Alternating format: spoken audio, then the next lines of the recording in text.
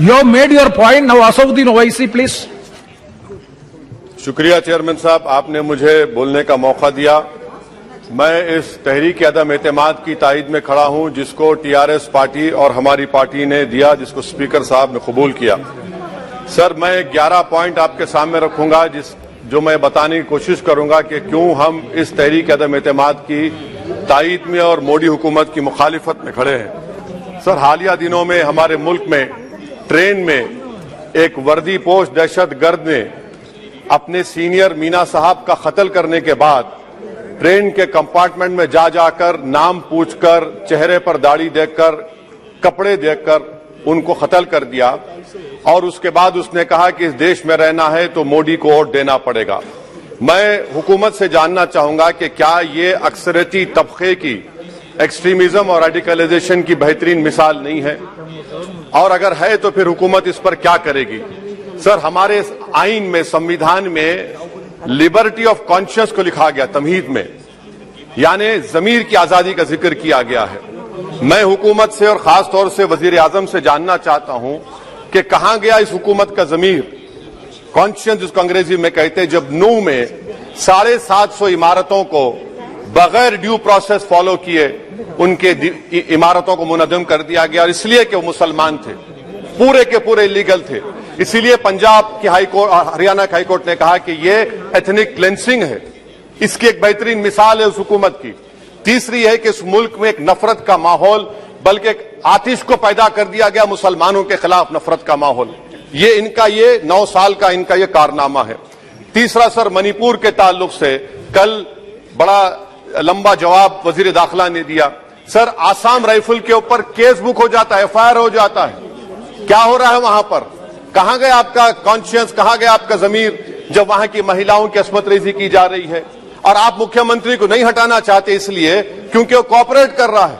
Sir, मैं हरियाणा और मणिपुर के वजीर आला के लिए किसी शायर ने अच्छा कहा था कि कुर्सी है तुम्हारा ये जनाजा तो नहीं, कुछ कर नहीं सकते तो उतर क्यों नहीं जाते। आखिर कहां गया? उन ताबूतों में खो गया कि आपका कॉन्शियस, आपका जमीर, जहां पर 50,000 लोग बेघर हो गए, यानी 6 लाख हथियारों को लूटा जा रहा है। आखिर कौन सा आप इंचार्ज वहां पर हैं? सर, 4था पॉइंट, हिजाब को एक मसला बना दिया गया और मुस्लिम बच्चों को तालीम से महरूम कर दिया गया। क्या ये आपका लिबर्टी ऑफ कॉन्शियस है? कहां गया आपका जमीर?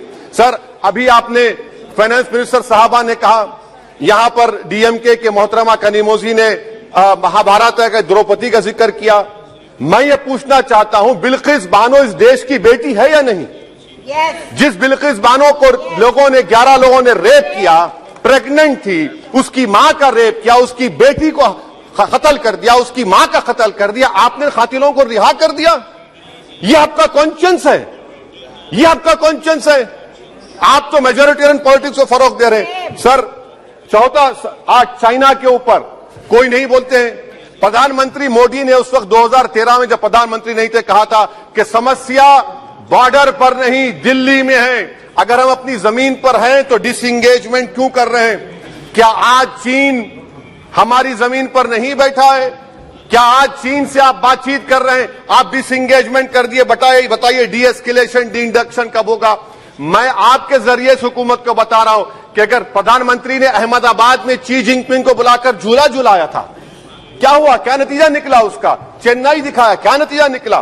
सर, इसलिए चीन पर बोलिए, चीन को खार कर फेंकिए। सर, और एक पॉइंट जिस पर मैं मुखालिफ तायद में खड़ा हूं, हाई इन्फ्लेशन है इस मुल्क में, हाई अनएम्प्लॉयमेंट है, स्टैग्नेटिंग कंजम्पशन है। इसकी वजह से महिलाओं में हाई एनीमिया लीड कर रहा है। ये हुकूमत इसकी जिम्मेदार है। सर, कुलभूषण जाधव कहां है? पाकिस्तान में बैठा है, आप क्यों नहीं लेके आते? आप विश्वगुरु कहते हैं, कुलभूषण जाधव को भूल गए आप। कतर में 8 नेवी ऑफिसर 1 साल से जेल में हैं, आप नहीं ला सके उनको।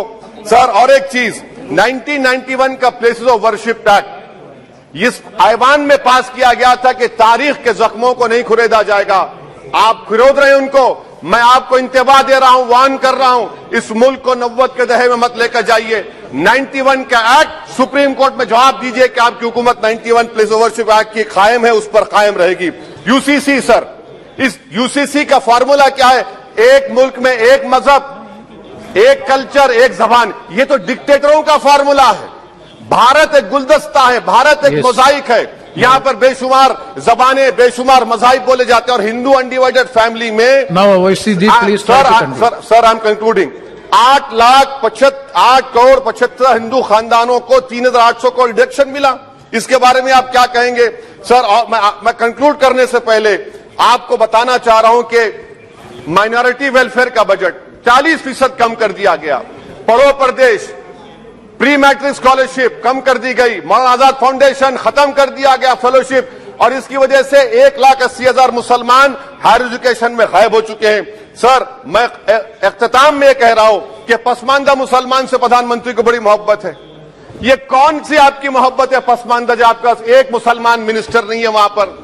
इखलाक से लेकर, पीलू खान से लेकर, अफान अंसारी से लेकर लुकमान अंसारी, मॉब लिंचिंग पूरे पसमानदा मुसलमान की होती है।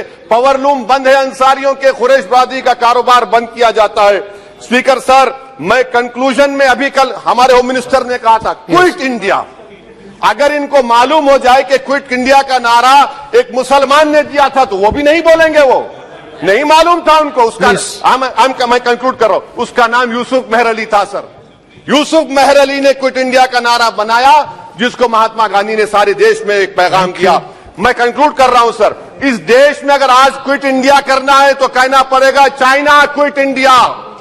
जो गौ रक्षक है, जिसका नाम मोनू है, वो आपके लिए मोनू डार्लिंग बन गया है, उसको कहिए क्विट इंडिया।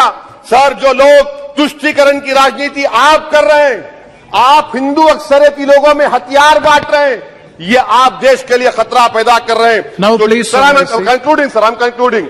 इसीलिए हम आपसे अपील कर रहे हैं कि हुकूमत से कह रहे हैं कि आप जो सियासत कर रहे हैं, इससे नुकसान देश को होगा। प्रधानमंत्री जब खड़े होकर जवाब देंगे, हम उनसे पूछना चाह रहे हैं, पॉइंटेड क्वेश्चन है, क्या देश बड़ा है या हिंदुत्व गोलवालकर की आइडियोलॉजी बड़ी है? मैं इस तहरीक अदम एतमाद की तायद में खड़ा हूं और हुकूमत की मुखालिफत में। सर, एक आधा मिनट सर, दो लोग, दो महाज है इस मुल्क में, एक चौकीदार है, एक दुकानदार है। एक चौकीदार है, एक दुकानदार है। जब जुल्म हम पे होता कोई मुंह नहीं खोलते। यूएपीए का कानून अमित शाह ने लाया, इन दुकानदारों ने तायद की। आज उस यूएपीए का कानून में 83 साल का बुढ़ा सिपर खत्म करो, सिपर नहीं होने से मर गया। आखिर कब तक दुकानदार और चौकीदार हमारी लाशों पर सियासत? सर, हम कंक्लूडिंग, कब तक सियासत करेंगे? अगर आप जुल्म के खिलाफ आवाज नहीं उठाएंगे तो आपकी दुकानदारी नहीं चलेगी, चौकीदार को धन्यवाद श्री तीसरा महाज करेगा। शुक्रिया सर।